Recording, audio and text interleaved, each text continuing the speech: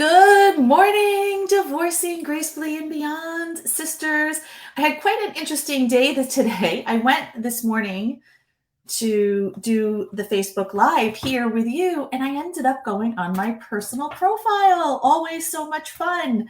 I started seeing my friends' names come up, and I'm thinking, wow, that's interesting. I didn't realize they follow me. So, quite the interesting morning, but I'm glad that we are here together, that we're able to chat. And for those of you who don't know me, my name is Donna Rudowitz, and I'm a licensed clinical social worker as well as a rapid transformational coach. So essentially, what that means to you is I help you reclaim your brilliance post divorce. I help you heal that soul fracture, get back on track, fall in love with yourself first. So you're ready to get out there and live your life based upon what's really important to you. And so today's coffee chat, we're going to be talking about transforming the worry thoughts into winning thoughts. And so when you're either going through a divorce or post divorce, and now you could be post divorce 1 year, it could be 10 years, it could be 20 years, it really doesn't matter. What ends up happening sometimes is because our heart was bruised and hurt so badly, the thoughts that we tend to think are things where they keep us stuck, right? Our brain isn't necessarily looking at what could be good about this. Our brain is looking at what could be bad about this, right? Do you follow that? So what ends up happening is that in our experience and the world around us, we're not seeing the miracles and the synchronicities of the day, is we're really focused on the challenges and the struggle. And what I like to say is that if we're looking at our past, and this is where the therapy difference and the rapid transformational relationship coaching difference comes into play, is therapy looks at the past and it really keeps you looking at the rear view mirror, which is a wonderful tool. I love therapy as a licensed clinical social worker and having my own psychotherapy practice for many years. It's a wonderful tool and it gives you great information. But the difference is when you're really looking to create your future and you're really looking to heal your soul fracture, we don't want to be looking at our past. We want to be looking at our outcome. We want to be looking where we're going. So this is where the transformational coaching comes in.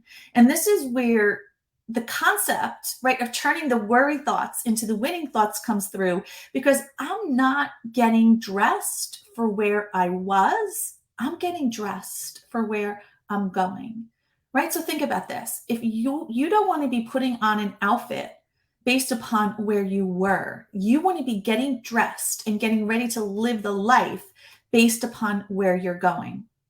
So what ends up happening so many times is we end up in a suffering state, right? We end up killing ourselves about our past, and your past is already over. And by staying in that mindset, by staying in that worry mindset, is killing your future. You want to know why? Because again, you can't get to where you want to go looking at the rear view mirror. And if all you're thinking about is what you don't want, you're not going to be open to the miracles and the synchronicities and the direction and the divine guidance of the day. It's just impossible. So it's kind of thinking, a lot of people ask themselves, like, I don't understand what's going on. I don't understand why I'm here. I don't understand why my friend Sally or Julie or Ashley, they were divorced the same time I was, or they're going through the same thing. They seem so much farther along than me.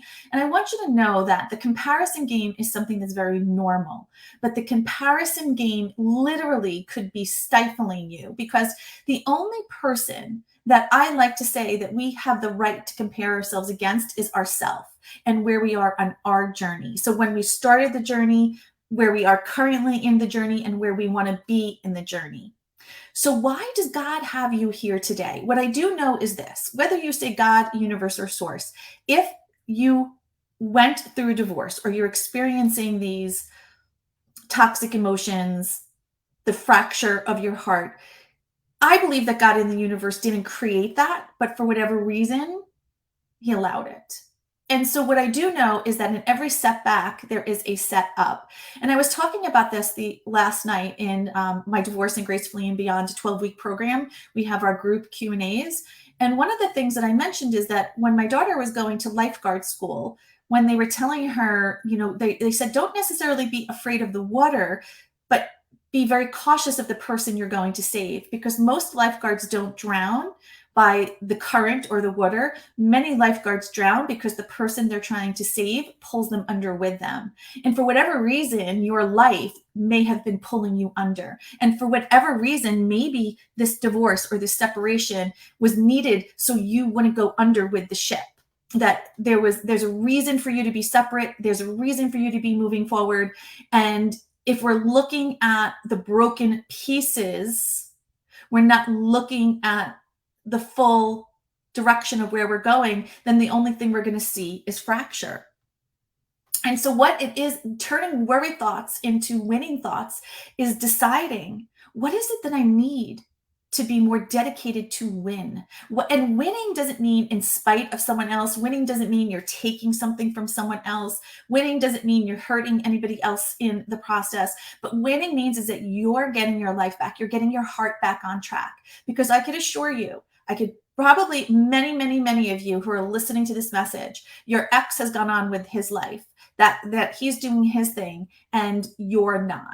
And so I'm not saying that it's easy to do the work. I'm not saying that it just goes away like that, because that's the reason why I do what I do. That's the whole reason why Divorcing Gracefully and Beyond is here today, is because I realized that therapy wasn't an appropriate tool to really move past this, and that many of my clients are successful women and they run their lives, they're running businesses, they're running homes, they're handling things and managing decisions and making pretty high level decisions. But yet when it comes to the personal side of it, when it comes to their own life as well as attracting their soul partner, this is where the problem comes in, because the tools that we use at work and the tools we use at home don't correlate to the tools that we need to heal our heart.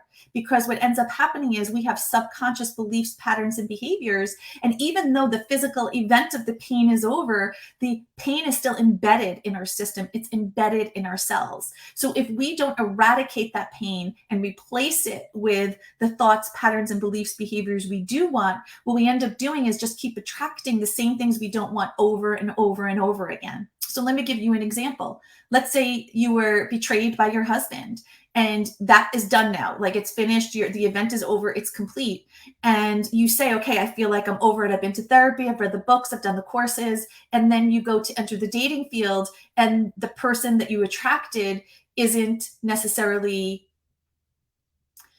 they're not loyal to you, or you're noticing that maybe their behavior is a little off. And the first thing you think of is, oh my gosh, like, could this be an affair, or there's something else going on? And so what's happening is the pattern keeps repeating and repeating and repeating. Now, this person who you're dating could possibly not be the right person, but it could possibly be the right person. But the way you're perceiving his actions are based upon your past, and it prevents you from really entering into a healthy relationship, because we cannot enter into a healthy relationship until we are in a healthy relationship with ourselves.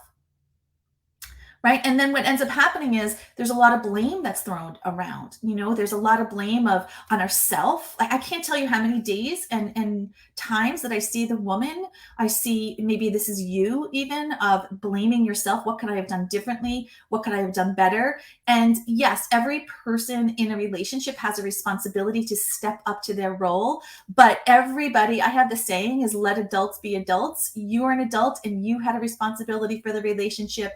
He's an adult. He had a responsibility for a relationship. There's not one party that made this happen. There were two parties in this, but usually what happens is one party is committed to the health of the marriage, and usually one party has decided that they don't want this. So it's nothing that you did wrong. It's nothing that is your fault. The divorce was a collaborative event that happened over time.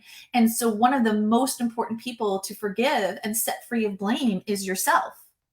Right? Because if you stay stuck in those lower level toxic emotions, which are blame, fear, grief, doubt, sadness, what ends up happening is you're not able to hear where God is leading you, where your next step is, what your soul purpose is. And so when you're blocked from hearing what only you could hear, because this is your own soul connection. I can't hear your soul connection. You can't hear my soul connection.